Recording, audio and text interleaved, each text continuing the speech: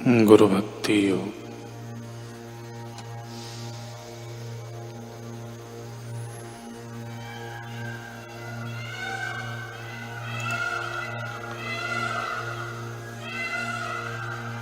शिष्य को गुरु एवं ईश्वर के प्रति सन्निष्ठ भक्ति भाव होना चाहिए। शिष्य को आज्ञाकारी बनकर सावधान मन से एवं निष्ठा पूर्वक गुरु की सेवा करनी चाहिए और उनसे भगवत भक्त के कर्तव्य अथवा भगवत धर्म जानना चाहिए। शिष्य को ईश्वर के रूप में गुरु की सेवा करनी चाहिए। विश्व के नाथ को प्रसन्न करने का एवं उनकी कृपा के योग्य बनने का सुनिश्चित उपाय है। शिष्य को वैराग्य का अभ्यास करना चाहिए और अपने आध्यात्मिक गुरु का सत्संग करना चाहिए। शिष्य को प्रथम तो अपने गुरु की कृपा प्राप्त करना चाहिए और उनके बताए हुए मार्ग में चलना चाहिए। शिष्य को अपनी इंद्रियों को संयम में रखकर गुरु के आश्रय में रहना चाहिए। सेवा, साधना एवं शास्त्र अभ्यास करना चाहिए।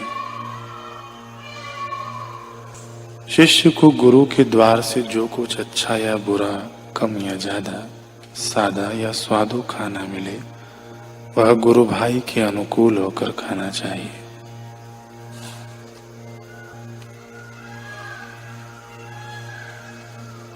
योगी श्यामाचरण लाहिड़ी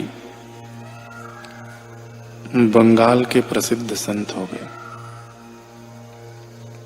संत बनने से पहले के जीवन में वे दानापुर में सरकार के सैनिक इंजीनियरिंग विभाग में अकाउंटेंट के पद पर कार्य करते थे।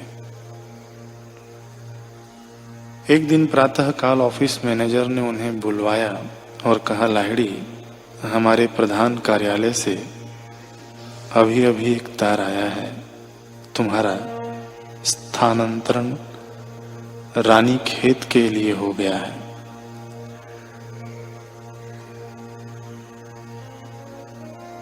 लाहिड़ी रानीखेत चले गए। एक दिन वहां पर्वत पर भ्रमण करते समय किसी ने दूर से उनका नाम पुकारा, लाहिड़ी, ओ लाहिड़ी।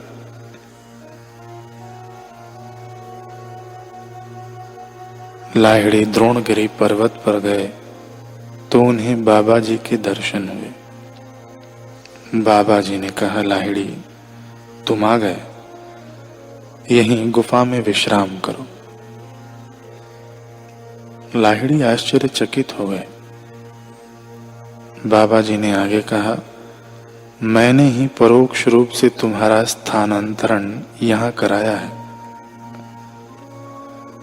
लाहिड़ी को कुछ समझ में नहीं आया और वे हतबुद्धि होकर मौन बने रहे। लेकिन जब बाबा जी ने लाहिड़ी के कपाल पर स्नेह से मृदु आघात किया तो उन्हें पूर्व जन्म का स्मरण होने लगा।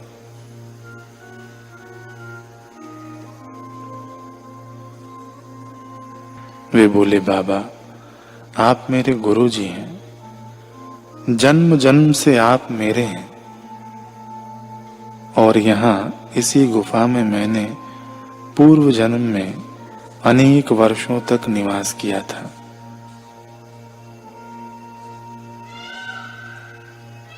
इतना कहकर लाहिड़ी अश्रुपूरित नेत्रों से अपने गुरु के चरणों में लौट गए।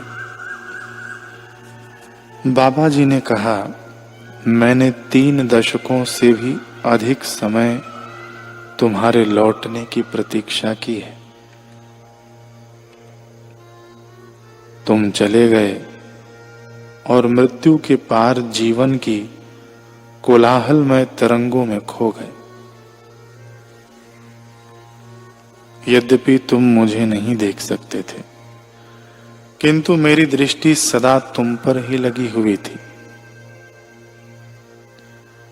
देवदूत जिस सूक्ष्म ज्योति सागर में घूमते रहते हैं, मैं वहां भी तुम्हें देख रहा था। जब तुमने माता के गर्भ में नियत काल पूरा कर जन्म लिया, तब भी मेरी दृष्टि तुम्हारे ऊपर थी। कई वर्षों से मैं इसी दिन की प्रतीक्षा में धैर्य पूर्वक तुम्हारे ऊपर दृष्टि रखता आया हूं। अब तुम मेरे पास आ गए हो। यह तुम्हारा वही पुराना साधना स्थान है। लाहिड़ी गदगद हो गए और बोले, गुरुदेव, मेरे पास कहने के लिए कुछ नहीं है।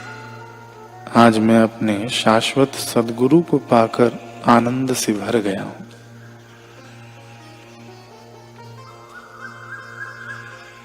रात्रि में बाबा जी ने योग बल से एक स्वर्ण महल की रचना की और लाहिड़ी को उसमें बुलाया। लाहिड़ी को उस महल में ही बाबा जी ने योग दीक्षा दी और कहा, पूर्व के जन्म में स्वर्ण महल के सौंदर्य का आनंद लेने की तुम्हारी दृढ़ वासना रह गई थी। पिछला कर्म बंधन टूट जाए, इसलिए बाबा जी ने लाहिड़ी को स्वर्ण महल व उद्यान में भ्रमण कराया और ज्ञान के उपदेश से सारे महल को स्वप्न की भांति बताया। जैसे स्वप्न में मनुष्य सृष्टि बना लेता है और जागने पर अनायास ही बिखेर देता है, ऐसे ही जागृत की सृष्टि होती है। बाबा जी बोले, लाहिड़ी, तुम्हें खूब भूख लगी है, अपनी आंखें बंद करो। और ऐसा करने से लाहिड़ी ने देखा कि सारा महल अदृश्य हो गया और उनके सन्मुख खाद्य पदार्थ उपस्थित हो गए। लाहिड़ी ने अपनी भूख प्यास तो मिटाई, लेकिन अब उन्हें जगत से वैराग्य हो गया और वे बाबा जी के बताए अनुसार साधना में लग गए। अंततः गुरुदेव की पूर्ण कृपा पचाकर लाहिड़ी आत्मपद में आसीन हो निहाल हो गए और संसार में लाहिड़ी महाशय के नाम से जाने गए।